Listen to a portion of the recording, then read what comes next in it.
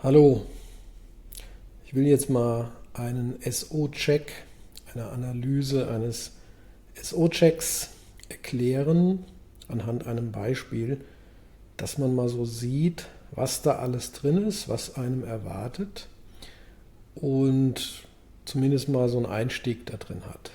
Also man hat einen SO-Check durchgeführt und das hast du ja auch bestimmt schon mal gesehen. Vielleicht hast du auch schon mal so einen Befund oder besser gesagt eine Analyse davon auch in der Hand gehabt. Die gehe ich jetzt mal durch. Man sieht also am Anfang eine Mineralstoffbilanz. Das sind alle unsere wichtigen Mineralien, die wir auch jetzt in dieser Lektion alle durchgenommen haben. Die ganzen Details findest du in den vorherigen Lektionen zu dem Thema Mineralien und Spurenelementen. Da sind die alle drin. Und hier in der Messung sind die halt schön aufgereiht. Man sieht halt hier in der Mitte, das ist der mittlere Balken. Da sollte eigentlich immer alles liegen, so im Idealfall ein bisschen nach rechts oder mehr nach rechts oder weiter nach links.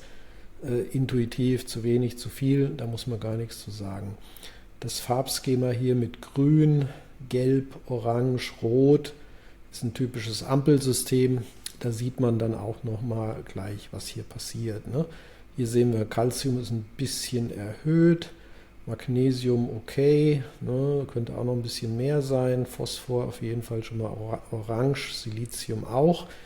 Und hier wurde ganz speziell auch nochmal ein Vergleich gezogen mit einer Vormessung. Man kann in der Software also auch Vormessungen anklicken und dann damit zwei Berichte vergleichen und dann sieht man das Graue hier hinterlegt.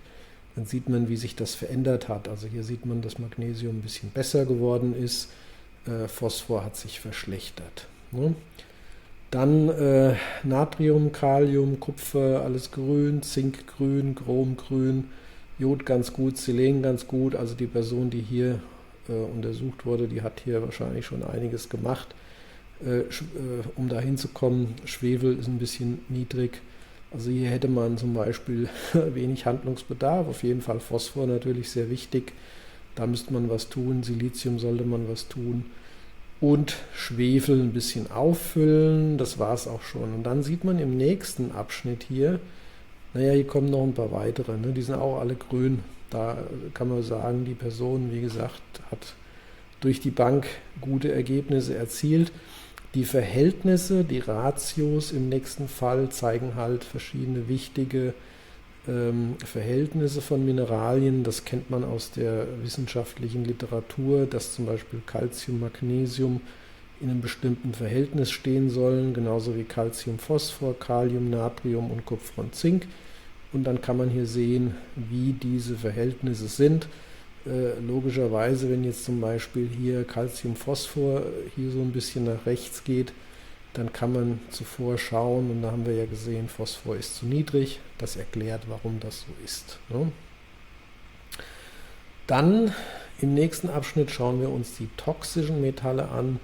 Die sind ganz wichtig hier. Und zwar hier können wir halt sehen, die typischen Kandidaten Aluminium, Arsen, auch ein paar exotische dabei, Cadmium, Quecksilber, Blei und so weiter. Auch sieht sehr gut aus hier, außer Aluminium, also da muss man ein bisschen was tun. Alles andere ist so mittlerweile im Normalfeld, heißt natürlich nicht, dass man da nichts Besseres tun kann. Das kriegt man noch besser hin, aber das ist schon mal recht ordentlich auf den ersten Blick. Gadolinium fehlt hier noch. Dann kommen Vitamine. Hier muss man einfach dazu sagen, dass das einfach Hochrechnungen sind.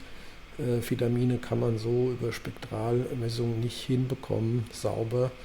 Und daher, wenn zum Beispiel Vitamin D hier steht, was heißt das für mich? Das heißt, hier ist definitiv, hier sollte man mal reinschauen, aber ich kann darüber keine Aussage machen, was damit ist. Da brauche ich Laborwerte, um das zu schauen. Aber der Punkt, dass mir diese Analyse hier zeigt, da ist was zu tun, heißt für mich, da gucke ich auch gerne mal rein. Lieber einmal zu viel abgenommene Blutwert als zu wenig. Weil das sind halt super Möglichkeiten, wie ich da Sachen, die sonst irgendwie untergehen, auf die auch aufmerksam werde. Also das sind Vitamine, Dann kommen so andere abgeleitete Größen, basiert auch alles auf Wahrscheinlichkeitsrechnungen, oxidativer Stress zum Beispiel. Der ist hier akzeptabel, antioxidativer Schutz ist gut, die Anti-Aging Haut sieht auch ganz gut aus, Stoffwechsel, Fettstoffwechsel, Haare ein bisschen eher durchwachsen, Gelenke auch ein bisschen durchwachsen. Entgiftung hatte ich ja eben schon gesagt, die Werte sahen nicht so hoch aus und tatsächlich ein 72er Wert erfahrungsgemäß ist gar nicht so schlecht. 60er Wert wäre schon top, darunter habe ich noch nie was gesehen. Aber natürlich gibt es viel schlechtere Werte. In der Realität sehen die meisten Analysen schlechter aus und der linke Wert, hier diese Sulfokonjugation, das ist die Kapazität, wie der Körper entgiften kann, die ist nicht sehr gut hier in dem Fall, die ist recht schwach. Da ist Luft nach oben. Ne? Verdauung sehe ich hier so ein bisschen, wenn das rot wäre, das gibt meistens Aufschluss, damit man sich den Darm mal genauer anguckt über Diagnostik. Mentales Wohlbefinden sieht sehr balanciert aus, allgemeines Wohlbefinden sehr gut. Ne? Und daher ist der Befund, den habe ich im Internet gefunden, Heilpraktikerin Gerlinde Knierim, die den hier geteilt hat, von einer Patientin oder Patient von ihr recht solide. Ne? Also das ist schon ein sehr guter Befund und man sieht dann halt zum Schluss hier dieses Spider-Diagramm, wo man hier diesen grünen Bereich hat. Alles, was innerhalb des grünen Bereiches ist eigentlich ganz gut. Was sticht hier ein bisschen raus? Naja, weil alles schon relativ gut war, ist natürlich die Entgiftung hier doch was, wo man rangehen sollte. Weniger wegen der Gesamtbelastung hier, würde ich eher sagen, wegen der Entgiftungskapazität, die ist recht niedrig. Ne? Und das ist halt ein Thema, wenn man da nicht dran geht, sammeln sich natürlich auch mehr Gift im Laufe der Zeit an.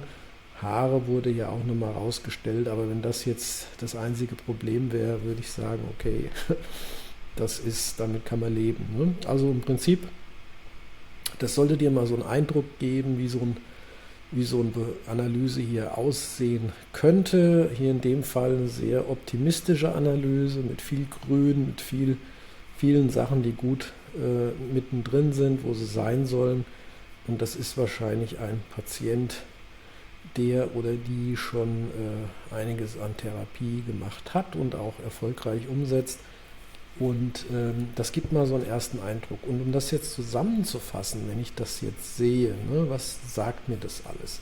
Ich kann jetzt also hier auf Anhieb ein paar Folgeaktionen definieren. Ich könnte jetzt zum Beispiel hier bei Phosphor, Silizium, das würde ich jetzt nicht im Blut unbedingt messen wollen.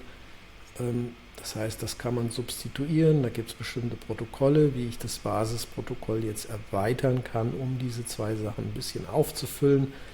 Schwefel, da geht es wieder um die Entgiftung und auch die Entgiftungskapazität. Hier könnte man auch was hinzufügen, wahrscheinlich ein Protokoll, um diese Entgiftung sich genauer nochmal, zum einen ein bisschen unterstützen, aber genauer anschauen würde ich mir es gerne auch.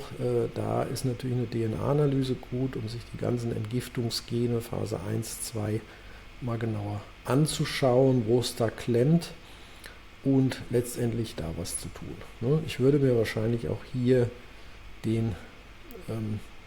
hier Kalium, Natrium, da haben wir ja gesehen, dass hier Kalium halt ein bisschen weniger ist, wahrscheinlich ein bisschen mehr Kalium zuführen.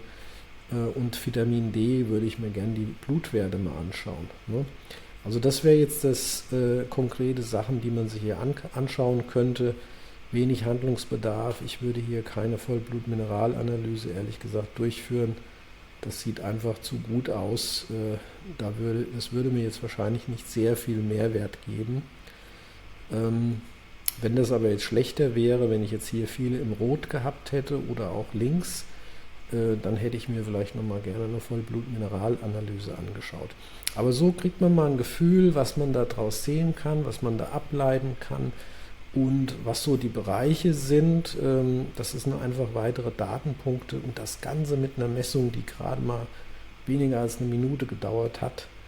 Ich finde das wirklich phänomenal.